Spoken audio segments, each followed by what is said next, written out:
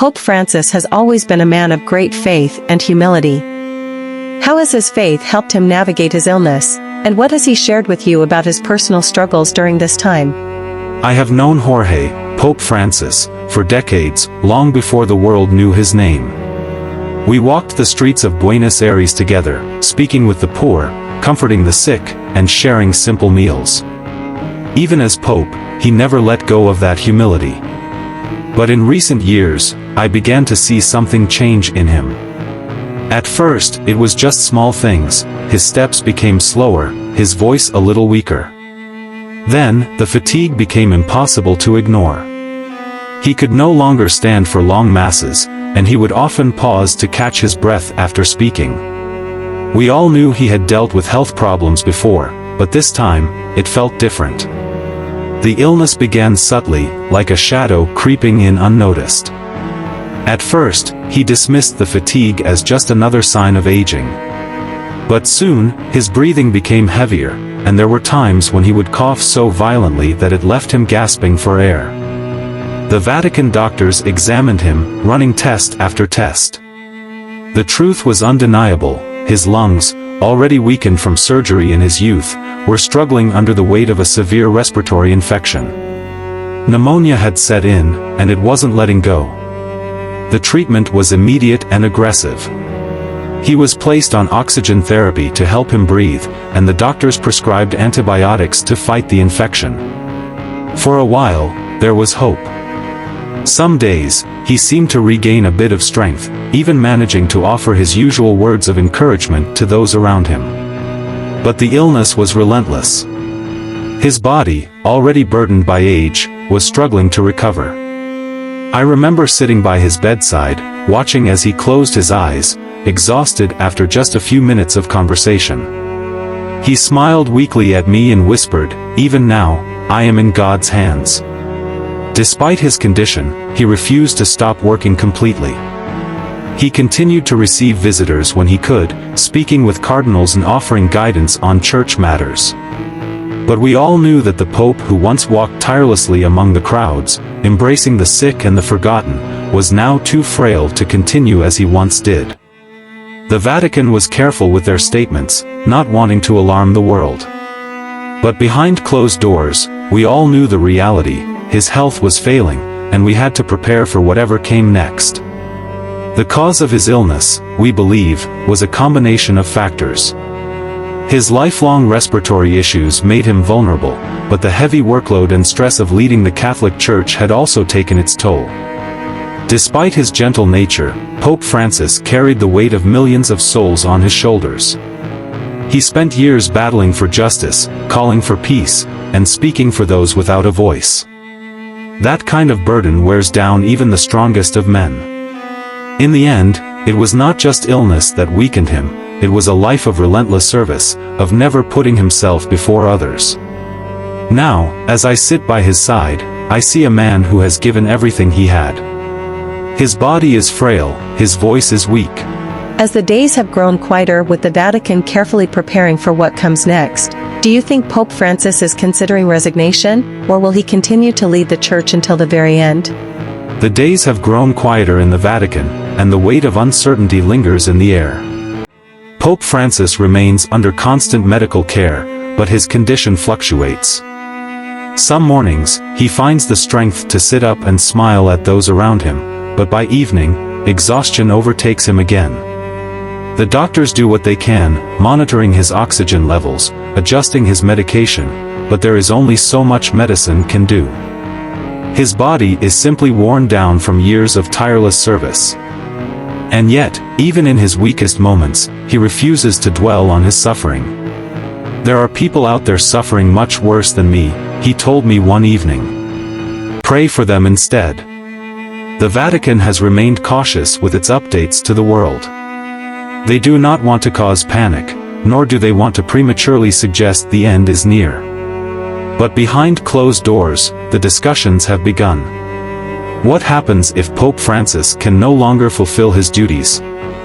Will he choose to resign, following in the footsteps of Pope Benedict XVI? Or will he hold on until God calls him home?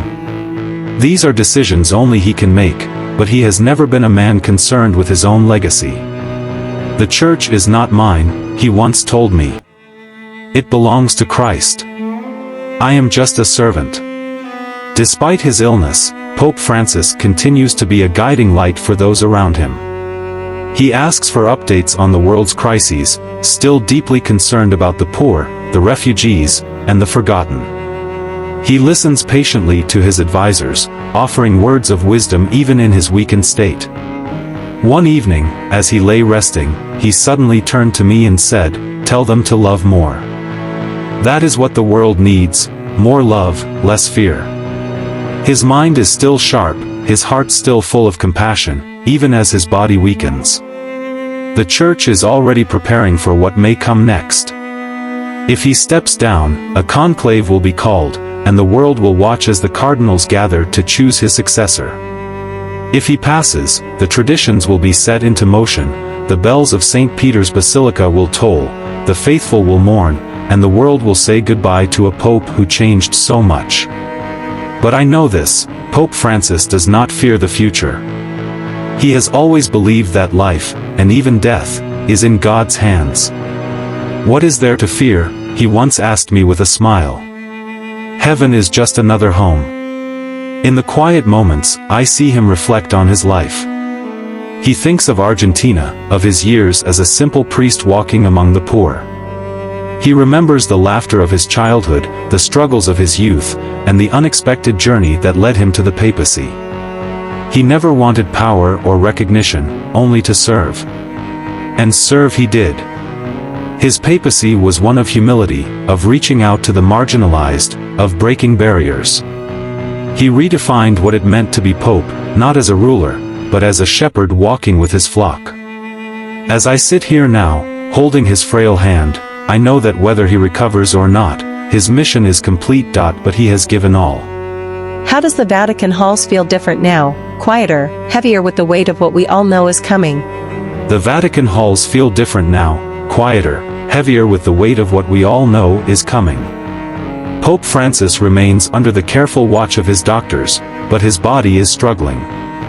Each day, his energy fades a little more. The infection that first seemed manageable has now left him weaker than I have ever seen him. He still smiles when he can, still reaches out to comfort those who visit, but I can see the exhaustion in his eyes. It is a look of a man who has given everything and asks for nothing in return. Even in his weakened state, he continues to pray. I have seen him wake in the middle of the night, barely able to sit up, yet whispering prayers for the world. He prays for the poor, for the sick, for the war-torn places he has always carried in his heart. "I must keep praying," he told me one night, his voice barely above a whisper.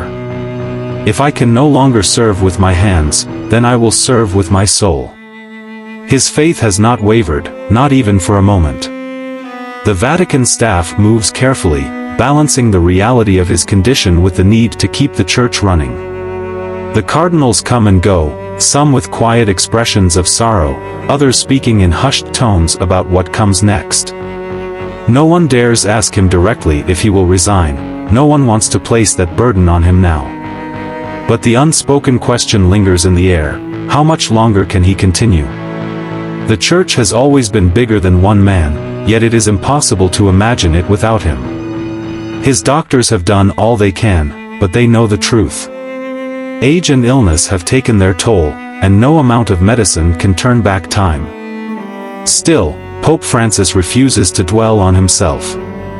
He asks about others constantly. "How are the people?" he asked me just yesterday. "Are they okay?" It is always others he worries for, never himself. Even as his body weakens, his heart remains full of love. I sit with him for hours, watching the world move outside his window. The Vatican gardens are peaceful, the sky a deep blue, the sound of bells occasionally ringing in the distance. He looks at it all with quiet acceptance. "It has been a good life," he says suddenly, breaking the silence. "A blessed life." He does not speak of regret, only gratitude. He is ready for whatever comes next, whether it is recovery or the final journey home. And so, we wait. The world waits. The Vatican prepares. Pope Francis has always told us that faith is about trusting in God's plan, even when we do not know what it is. Now, he is living that belief more than ever. Whatever happens in the coming days, I know this, his legacy will never fade. He has touched the lives of millions, and no illness can take that away. If this is his final chapter, it will be written with the same humility, grace, and love that have defined his entire life.